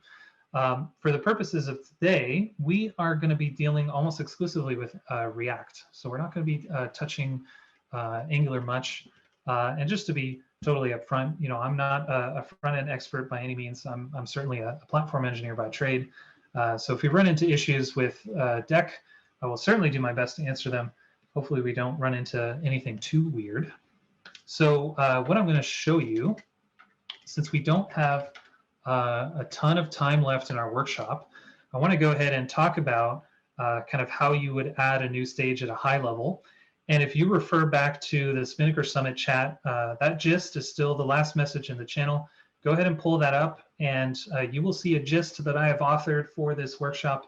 At the beginning of every file, you are going to see a path where you should be putting the contents of those files. Make sure those names are correct, unless you modified them in Orca when you were making these changes locally. So let's go ahead and talk at a high level. Let's say I've already got a stage, right? How do I add it to the registry for Deck? How do I, in the Spinnaker UI, how would I go to this UI here, and how would I be able to add the stage type my stage, right? If I added a new stage, how do I get it to register in this list? Which is a great question to have, right? So obviously it's here, it's configured correctly. How did we do that? So let's go ahead and open up this pipeline modules file, and this is a huge file, right? But this is kind of like the main where everything is going to be imported. All of the stages are going to be imported into this file, and then through the Deck build process, it's going to make sure that this is exposed properly, so that when you, by the time you, the user, get to this point, you have your stages configured. So once we've defined all of our stages, all we have to do to enable it or turn it on is to go ahead and import that file here. We don't have that nice Spring Boot framework that's just going to allow us to add an annotation and have it automatically registered. We're going to have to add this import here. So go ahead and maybe do that as a first step. And then we're going to go look at the individual files that we're modifying here. So I'm going to go ahead and open up the directory. And let's talk about the anatomy of a stage. So let's talk at the highest level at what a stage looks like in Deck.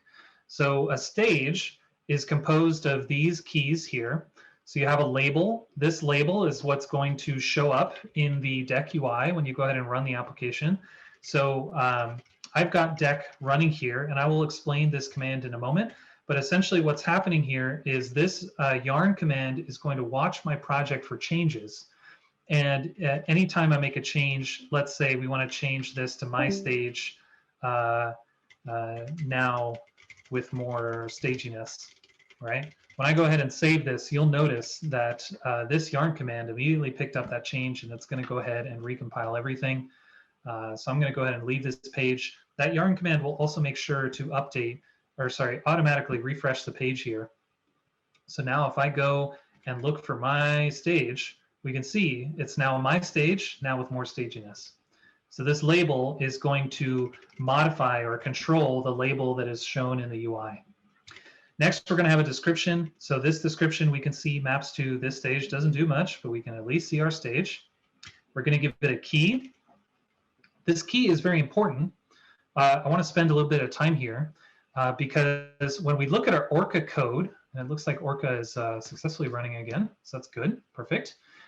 My special stage here, this is a very intentional naming convention between this key here and my special stage defined in our Orca codebase. So essentially, in order for the deck stage to correctly identify the stage in Orca, we need to provide a camel-cased version of the stage without stage. So you might have a natural inclination to say my special stage, because of course the class name in Orca has stage at the end of the file. That's not, we want to resist that urge and resist that temptation. We just want to have my special, because when we make that API call, or when Deck makes that API call on our behalf, that is how it's going to identify the stage. So make sure if you've made any modifications to the code base in Orca, make sure that at the very least you match up this key. Everything else can be local to Deck. It can be whatever change you want. It doesn't have to map to the Orca code base, but this is really kind of the keystone for making sure that Deck and Orca are communicating appropriately. All right. So then the next question you probably have is, if I go to the browser and I go ahead and try and edit my stagey stage, you'll notice that there's no configuration options here, right? There's absolutely nothing for us to configure. Unfortunately, given the state that we're at in the workshop, we're not going to have a ton of time to dig into how you would add configuration options, but know that you would implement my stage config, right? Or whatever you want to call this stage. And I will actually make the split this way. And so long as your React class for my stage config extends a React component that accepts stage config props, then you can define your own options here. So for example, what we can do here is we can add a little message here in this render component. And again, we'll see Yarn dutifully going back and compiling all of our code. When we come back to Spinnaker, we can go ahead and accept that we will leave the page. And now we can see if we modify my stage, we see this change here. So what the heck just happened? I'm a platform developer. I don't understand this JavaScript business. What do I need to do in order to get this working? Let's quickly talk about React components here. So this isn't going to be a comprehensive tutorial, but this is going to walk through kind of the basics that you would do if you were going to modify a stage or update a stage for yourself. So you have this class definition here. So far, so good. If we're coming from Java land, extends, yeah, very similar to implements, and we're going to pass in a class. In this case, we're just going to accept all of the stage config properties that we accept for any stage in Spinnaker, right? So we're going to import that from the common stage definitions in Deck. We're going to define a constructor, and we're just going to delegate to our parent. We don't really have anything specific to do here, so we'll just trust the wisdom of our parents. And then you're going to have this component did mount method. And this is kind of a special method in React that's going to allow you to take some action once your component has been mounted. So again, React is kind of this declarative-ish framework for defining all of these components that you can have inside of a web page. So component did mount is kind of your main method for determining when you can actually do some useful work.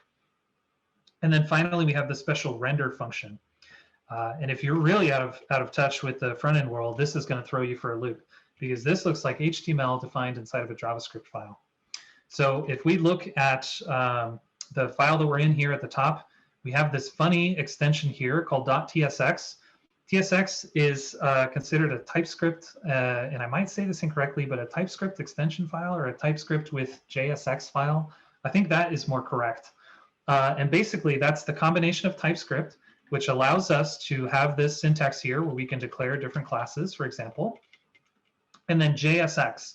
And JSX is this extension language that allows us to embed HTML-like syntax inside of a JavaScript file or a TypeScript file in this case.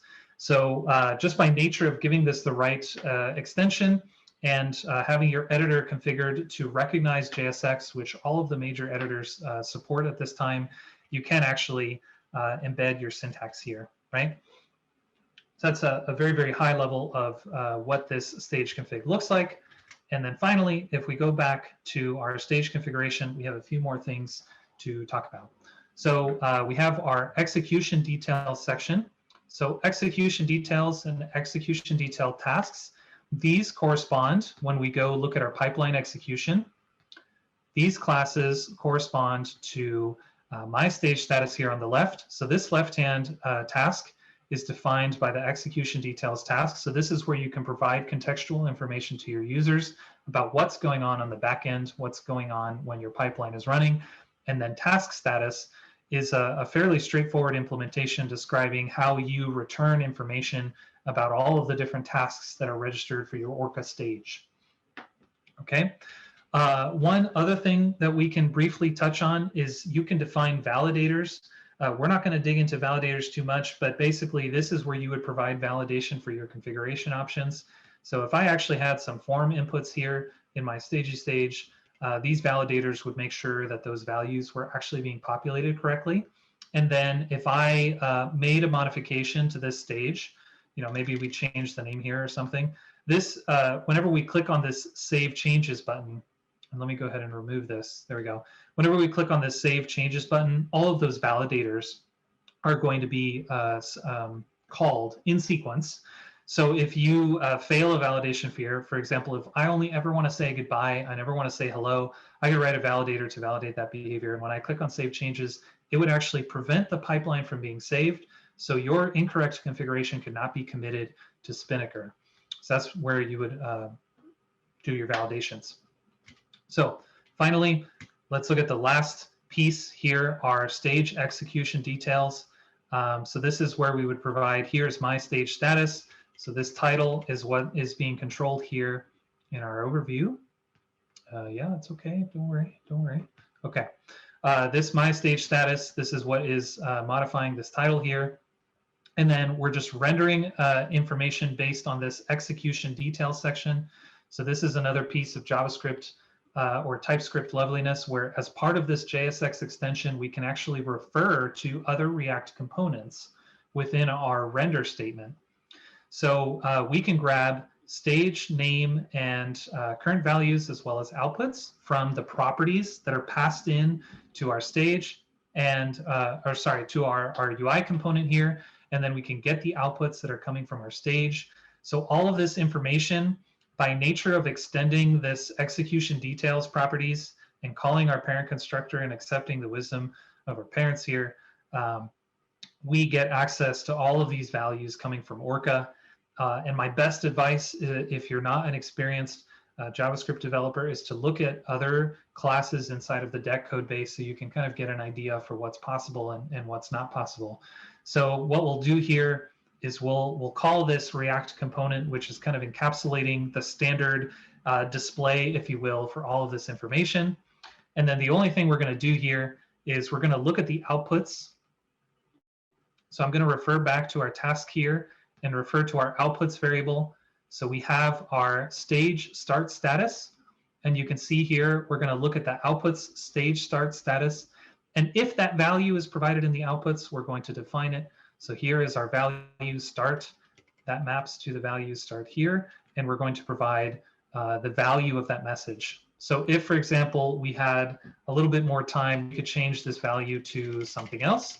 And then when we go ahead and run this pipeline again, we will see this message, something else, show up.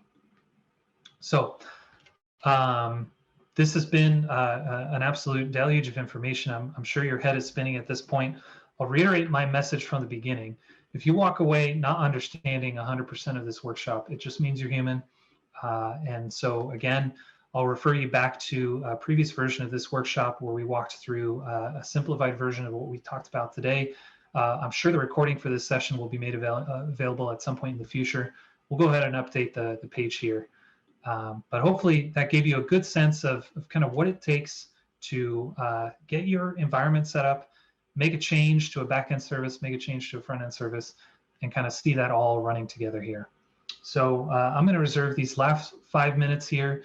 Let's just kind of open it up. Any general questions, either about the workshop or about Spinnaker or about the operator, kind of open-ended, whatever you folks want to talk about.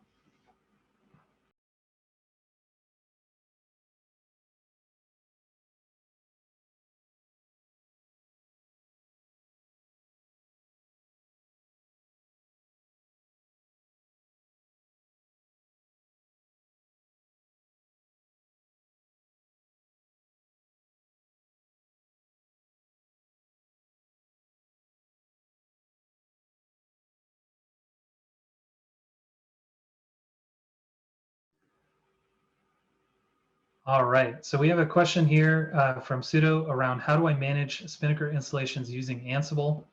That would really depend on the kind of approach that you want to take. So if we refer back to our diagram here, yeah, so we used to use Halyard, but Customize seems very interesting. So Customize itself is not tied to the operator, but Customize is tied to resources that are typically managed by Kubernetes. So what you might end up running into is that you'll still use the operator under the hood, but you'll use Customize as kind of a higher level kind of manifest management system. And then Ansible would kind of be modifying all of these, would be applying and making sure that these changes are in sync with your cluster. So you can think of it kind of like as the operator managing the cluster itself, and then Ansible could be managing the operator config itself. And your cluster configuration. That would be one way to do it. There's also, I think, a Helm chart available for Spinnaker. So if you're not super tied to Ansible, you could also explore the Helm chart. And the Helm chart is also basically going to execute Halyard commands under the hood. And it's going to do so by actually running a container inside of the Kubernetes cluster to spin up Halyard and execute Halyard commands that way. Although I am personally less familiar with the Helm chart approach.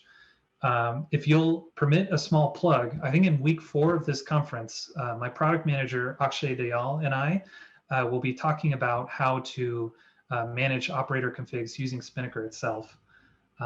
Yeah, so that kind of gives you like a broad range, choose your own adventure of how you want to manage all this stuff.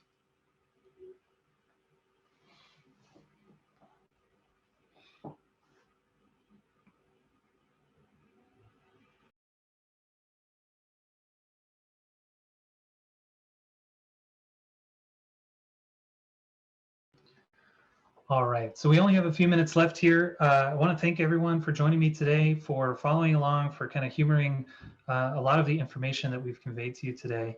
I'm hoping that this gives you a really good sense of how you can develop against Spinnaker, kind of demystify a lot of what this diagram is showing you. And yeah, I hope this was really useful for you all.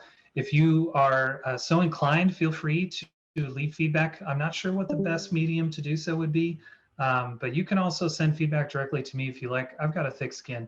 If you want to tell me the content was too fast or too much, or you know you enjoyed this, please do let me know. That helps us ensure that the content going forward is the most useful to the broadest set of folks.